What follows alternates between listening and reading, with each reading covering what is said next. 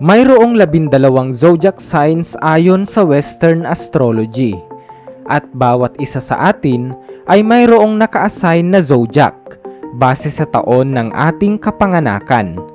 Malaki ang impluwensya ng mga zodiac signs sa atin at ang hatid nilang mga prediksyon sapagkat sila ay nagsisilbing gabay at katulong natin para sa mas mabuting pagdedesisyon sa buhay.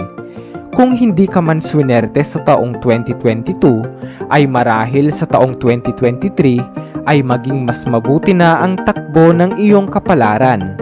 Kung kaya't narito ang 5 pinakaswerteng zodiac signs sa taong 2023 ngayong Year of the Water Rabbit.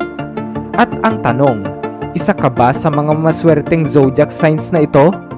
Yan ang ating pag-uusapan sa videong ito. Ngunit bago yan, kung bago ka pa lang dito sa ating channel at interesado ka sa ganitong mga content na tumatalakay sa siyensya, discovery, conspiracy, kakaibang pangyayari, katatakutan at iba pa, ay pakipindot mo na din ang subscribe at bell button para lagi kang updated sa mga future uploads ko. Maraming salamat po. Number 5. Sagittarius. Para sa mga taong ipinanganak sa buwan ng November 22 hanggang December 21, ang mga Sagittarius ayon sa astrology ngayong 2023 ay isang promising year na maituturing. Ang 2023 para sa mga Sagittarius ay magkakaroon ng madaming oportunidad lalo sa usapin ng trabaho. Kung ikaw ay isang fresh graduate, pinaniniwala ang malaki ang chance na ikaw ay makahanap o matanggap agad sa trabahong iyong ina-applyan. Basta siguraduhin lamang na samahan mo din ito ng puspusang paghahanda. Gayon din kung ikaw ay mayroong kasalukuyang trabaho. Pinaniniwala ang malaki ang iyong tsansa na ma-promote o di naman ay ma-recognize ng iyong boss ang iyong mga efforts. Kung ikaw naman ay nagpapatakbo ng sariling negosyo, magiging positibo ang iyong mga finances sapagkat ang iyong ruling planet na Jupiter ay bibiyayaan ka ng financial prosperity. Gayunpaman, iminumungkahi na iwasan ang mga expenses na hindi makabuluhan at mga maluhong gastos na maaaring bumawi sa taglay mong swerte. Kung magkakaroon man ng problema tungkol sa pinansyal, ay malalampasan mo din ang mga ito sa tulong ng iyong pamilya. Maswerteng kulay mo ay orange, yellow, cream at green. Iminumungkahi na iwasan ang kulay blue dahil hindi ito magiging pabor o angkop para sa iyo. Number 4. Libra. Libra ang ikapitong zodiac sign na simbolo ng mga ipinanganak sa buwan ng September 22 hanggang October 23. Ito ay simbolo ng Roman goddess of justice na si Astrea. Para sa mga Libra, ang taong 2023 ay isang magandang taon para sa happiness at relationship. Di umano, ang taong ito ay magiging mainam para pumasok sa isang relasyon kung ikaw ay single at bigo sa pag-ibig sa taong 2022. Ito ay dahil ang iyong ruling planet na Venus ay gagabayan ka sa iyong pakikitungo sa love life o maging sa iyong pakikipag-ugnayan sa ibang tao. Bagamat inaasahang hindi magiging madali ang start ng taon sa iyo, lalo sa usaping pinansyal, di kalaunan ay inaasahang gaganda rin ito sa tulong ng planetang Saturn na magre-require sa iyo na kailangan ay planuhin mong mabuti ang iyong mga hakbang para maiwasan ang mga negatibong outcome ng iyong mga desisyon lalong-lalo na sa may kaugnayan sa pera. Sa iyong mabuting pagpaplano sa negosyo o pera ay magkakaroon ng positibong kalalagyan. Magiging magandang taon din ito para sa mga Libra na nagbabalak mag-start ng negosyo lalong-lalo na sa mga kalagitnaan ng taong 2023. Bandang September, dahil ang planetang Jupiter at Venus ay bibiyayaan ka sa iyong career at management skills. Maswerteng kulay mo ang white, orange at light blue.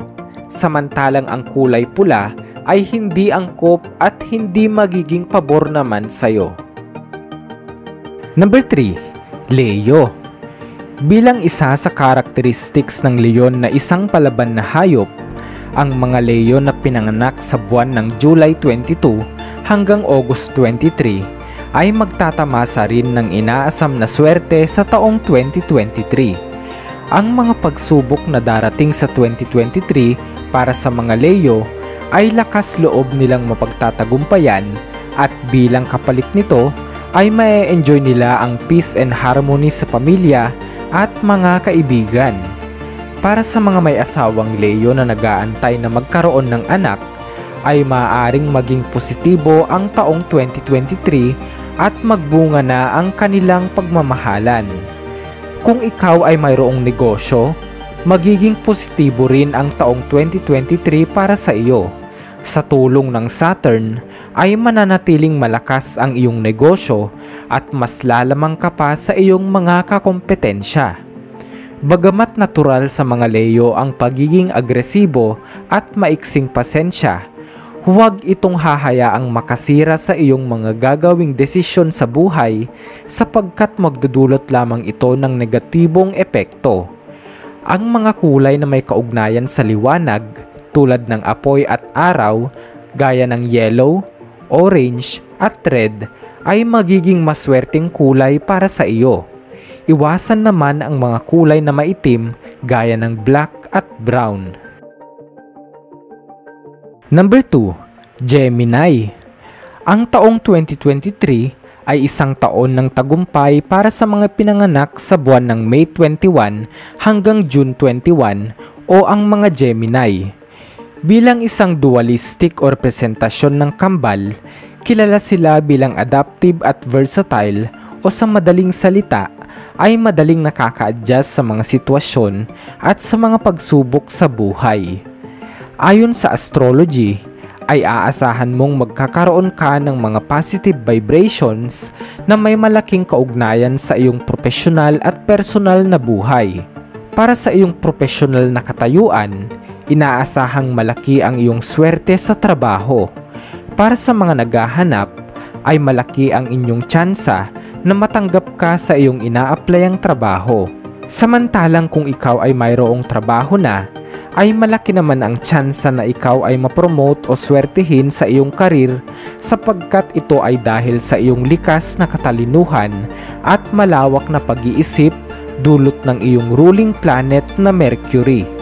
Inaasahan din ang taong ito na maswerte kung nagbabalak kang tahakin ang ibang paraan para palaguin ang iyong pera katulad ng pagnenegosyo, pag-i-invest o pagiging isang content creator. Magiging malaki din ang tsansa na mabigyan ka ng pagkakataong mag-travel abroad ngayong 2023.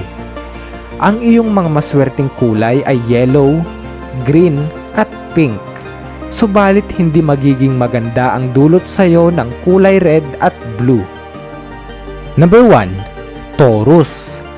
Hindi man naging madali ang nakalipas na taon para sa iyo, ngayong 2023 ay inaasahang magiging mas pabor sa mga Taurus ang mga pangyayari, partikular na sa mga taong ipinanganak sa buwan ng April 20 hanggang May 20. Sinasabi ng iyong astrology ngayong 2023 ay magiging puno ng pag-asa at kaligayahan. Ngunit ito ay nangangahulugang sasabak ka muna sa hindi madaling daan ngunit nakakasigurong ito ay iyong mapagtatagumpayan sapagkat natural na sa mga Taurus ang pagiging matiisin at malakas ang loob. Para sa iyong karir, iminumungkahi ng astrology na kailangan mo ng taimtimang focus sa iyong trabaho para makamtan mo ang iyong minimithing outcome. Dahil dito, inaasahan din ang malaking tsansa na malipat ka ng ibang departamento sa iyong trabaho o di naman ay mabigyan ng isang promotion. Para sa mga Taurus na estudyante, maganda ang pasok ng 2023 para sa inyo sapagkat bibigyang gabay ng planetang Jupiter ang iyong landas at ito ay nangangahulugang bubuhayin nito lalo ang inyong interes sa pag-aaral. Inaasahan din na ang mga estudyanteng Taurus nahaharap sa mga board exam o licensure exam, ay mataas ang tsansa na pumasa at magtagumpay. Sa usaping pinansyal, bagamat magkakaroon ng mga pagsubok, magiging maganda naman ang daloy ng pera sa mga buwan ng January hanggang April, sapagkat makakakita ka ng ibang pamamaraan para palaguin ang inyong pinansyal. Inaasahang magiging wais ka sa iyong mga desisyon at pipiliing ilaan sa investment gaya ng properties ang iyong pera kaysa ilaan ito sa mga luho. Maswerteng kulay mo ang white at pink, ngunit sinasabing iwasan mo ang kulay red o yellow sapagkat hindi ito magiging sang-ayon sa iyo. Mga Bright Owls, hangad kong maganda ang ating taong 2023. Pakatandaan na ang mga ito ay mga gabay lamang at hindi natin dapat ibase dito ang ating pang-araw-araw na buhay. Sikapin nating maging masipag, mapagmahal at manampalataya sa Diyos sapagkat Siya ang lubos na may alam sa lahat. Ikaw kaibigan, ano ang iyong zodiac sign? Isa ka ba sa mga nabanggit? Muli, this is Bright Owl PH and see you on my next video. Peace out.